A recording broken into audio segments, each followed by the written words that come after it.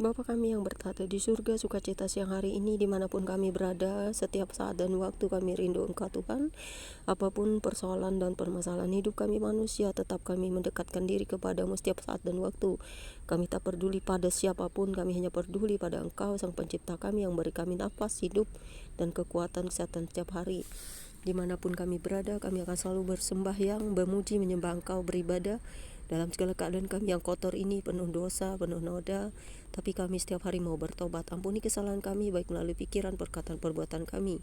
Dekatkan selalu hati dan jiwa kami melekat kepadamu. Berkati kami semua, orang-orang percaya, dan seluruh umat manusia di semesta alam ini. Seluruh apa yang Kau ciptakan, kiranya kasih dan sejahtera mengikuti kami. Itu juga dengan semesta yang sudah Kau berikan hujan, panas, dan segala hal. Berkati setiap pekerjaan tangan kami. Inilah kami Tuhan, kami mau membaca firman-Mu.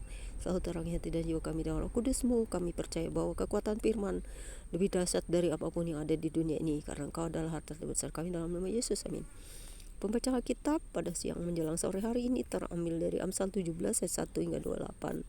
Ya Roh Kudus, terangi hati dan jiwaku untuk mengerti hikmat firman-Mu yang berbunyi demikian. Lebih baik sekerat roti yang kering disertai dengan ketentraman daripada makanan daging serumah disertai dengan perbantahan. Budak yang berakal budi akan berkuasa atas anak yang membuat malu, dan akan dapat bagian warisan bersama-sama dengan saudara-saudara anak itu. Kui adalah untuk melebur perak dan perapian untuk melebur emas, tetapi Tuhanlah yang menguji hati. Orang yang berbuat jahat memperhatikan bibir jahat, seorang pendusta memberi telinga kepada lidah yang mencelakakan. Siapa mengolok-olok orang miskin menghina penciptanya. Siapa gembira karena suatu kecelakaan tidak akan luput dari hukuman. Mahkota orang-orang tua adalah anak cucu, dan kehormatan anak-anak ialah nenek moyang mereka. Orang bebal tidak layak mengucapkan kata-kata yang bagus. Apabila orang mulia mengucapkan kata-kata dusta, hadiah suapan adalah seperti mestika di mata yang memberinya. Kemana juga ia memalingkan muka, ia beruntung. Siapa menutupi pelanggaran mengejar kasih, tetapi siapa membangkit-bangkit perkara menceraikan sahabat yang karib. Suatu hadikan lebih masuk pada orang berpengertian daripada 100 pukulan pada orang bebal. Orang durhaka hanya mencari kejahatan, tetapi terhadap dia akan disuruh utusan yang kejam. Lebih baik berjumpa dengan beruang betina yang kehilangan anak daripada dengan orang bebal dengan kebodohannya.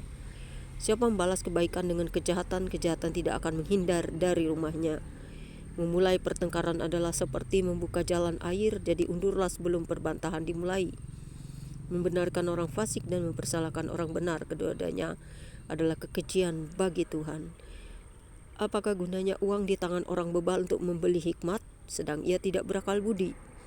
Seorang sahabat menaruh kasih setiap waktu, dan jadi seorang saudara dalam kesukaran. Orang yang tidak berakal budi ialah dia yang membuat persetujuan yang menjadi penanggung bagi sesamanya. Siapa suka bertengkar, suka juga kepada pelanggaran. Siapa mewahkan pintunya mencari kehancuran. Orang yang serong hatinya tidak akan mendapat bahagia. Orang yang memutar-mutar lidahnya akan jatuh ke dalam celaka. Siapa mendapat anak yang bebal mendapat duka, dan ayah orang bodoh tidak akan bersuka cita. Hati yang gembira adalah obat yang manjur, tetapi semangat yang patah mengeringkan tulang. Orang fasik menerima hadiah suapan dari pundi-pundi untuk membelokkan jalan hukum. Pandangan orang berpengertian tertuju pada hikmat, tetapi mata orang bebal melayang sampai ke ujung bumi. Anak yang bebal menyakiti hati ayahnya dan memedihkan hati ibunya. Mengenakan denda orang benar adalah salah, memukul orang mulia pun tidak patut. Orang yang berpengetahuan menahan perkataannya. Orang yang berpengertian berkepala dingin. Juga orang bodoh akan disangka bijak kalau ia berdiam diri, dan disangka berpengertian kalau ia mengatupkan bibirnya.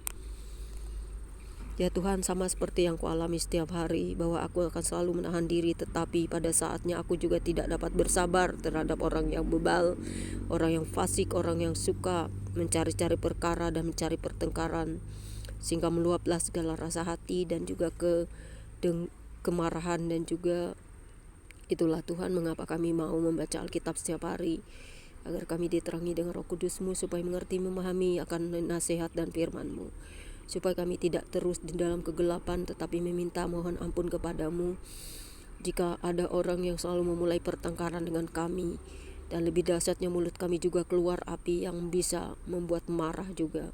Karena itu ampuni kami Tuhan, kami tidak tahu bagaimana harus bersikap kepada seluruh umat manusia di dunia ini.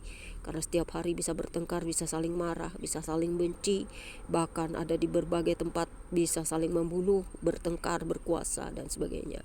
Karena itu kami seorang yang penuh dosa ini tidak layak sesungguhnya datang kepadamu. Karena itu tahirkan kami setiap hari dalam pertobatan ya Tuhan. Kami mengakui dosa-dosa kami kepadamu. Ampuni kami setiap saat, setiap detik waktu. Karena kami butuh pertobatan. Untuk itu kami mengaku di hadapan-Mu. Kami tidak sempurna, kami butuh Tuhan setiap saat. Amin. Demikianlah baca Alkitab kita siang hari ini. Berbahagialah orang yang tidak mencari perkara-perkara dan juga tidak mencari pertengkaran. Karena orang yang bodoh akan selalu memulai sesuatu untuk memulai pertengkaran. Berbahagialah orang yang hidupnya tenang, damai, bahagia, dan tetap setia, tetap hidup dalam kebaikan, tidak membenci orang lain, tidak memarahi sesama, dan jangan mencari-cari perkara. Tuhan Yesus memberkati. God bless you all.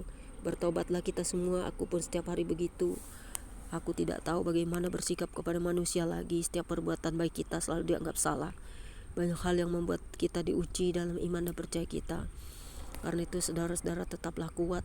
Karena pengujian dan juga penggodakan Tuhan sedang terjadi di akhir-akhir hidup kita. Entahkah kita akan dipanggil Tuhan, entahkah Tuhan akan menjemput kita satu persatu. Tuhan Yesus memberkati. Jangan lupa subscribe. God bless.